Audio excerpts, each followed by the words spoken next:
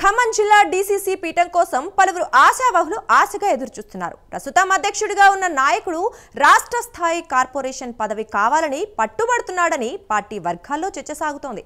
ఇక పొంగులేటి అనుచరులు ఇద్దరు తమకు డీసీసీ పదవి ఇప్పించాలని ఆయన్ని కోరుతున్నారట. వీలే కాక ఒకరిద్దరు పార్టీ కష్టకాలంలో ఉన్నప్పుడు వెన్నుదన్నుగా ఉండి పార్టీ వృద్ధి కోసం శ్రమించామని, వారు సైతం తమకు పార్టీ అధ్యక్ష పదవి ఇవ్వాలని అమాత్యులను పార్టీ పెద్దలను అడుగుతున్నారట. ఇంతలా నేతలు పోటీ పడుతుంటే ఎవరికి అధ్యక్ష పదవి దక్కుతుందోనని కాంగ్రెస్ వర్గాల్లో తెగ చర్చ నడుస్తోంది. మరి అధ్యక్ష పీఠం దక్కేదెవరికి? చివరికి ఎవరికి ఖరారు కానుంది? ఖమ్మం జిల్లా అధ్యక్ష పీఠంపై సస్పెన్స్ వీడుతుందా?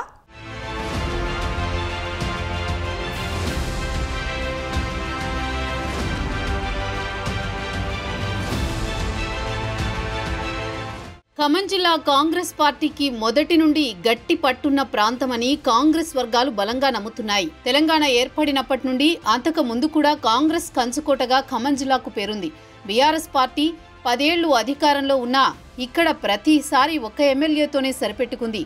ఖమ్మం జిల్లాలో కాంగ్రెస్ పార్టీ నుండి గెలిచిన ఎమ్మెల్యేలను బీఆర్ఎస్లో చేర్చుకున్న పార్టీ క్యాడర్ పెద్దగా చెక్కు చెదరలేదు. అందుకే మొన్నటి సార్వత్రిక ఎన్నికల్లో కాంగ్రెస్ పార్టీ ఖమ్మం జిల్లాలోని 5 స్థానాల్లో భారీ మెజారిటీతో గెలుపొందడం వెనుక పార్టీ నేతలు, కార్యకర్తల కృషి అమోఘమనే చెప్పొచ్చు.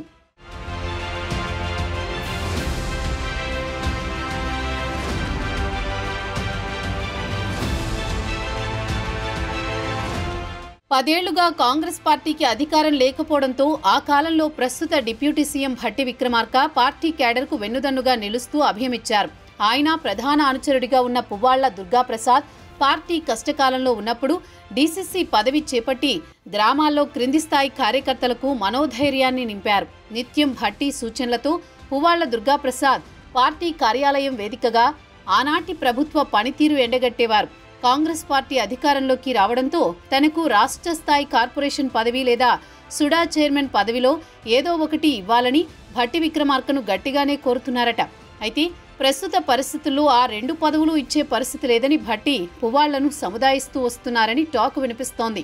ఇటీవల ఏఐసీసీ అగ్రనేత రాహుల్ గాంధీ జిల్లాల్లో పార్టీ అధ్యక్షులే కీ రోల్ అని చెప్పారు. దీంతో భట్టి విక్రమార్క పువ్వాళ్ల దుర్గాప్రసాద్ని అధ్యక్షుడిగా ఉండాలని కోరుతున్నారని సమాచారం.